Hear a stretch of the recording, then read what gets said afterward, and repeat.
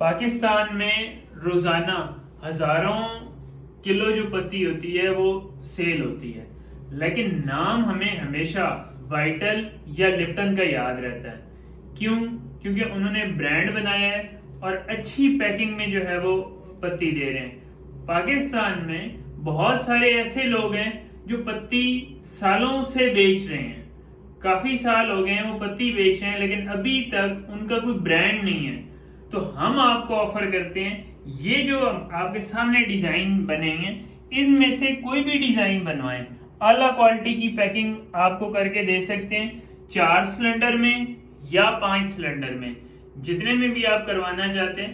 Minimum ये होता है कि 2 लाख 5 हजार 10 हजार में एक साइज जो है उसकी प्रिंटिंग हो जाती है। मजीद जितने भी आप साइज बनवाना चाहते हैं वो भी बन जाते हैं।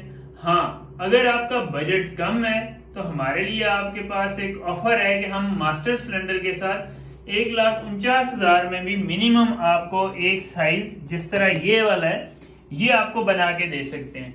तो अभी हमारे से राब्ता करें 0309 6666 093।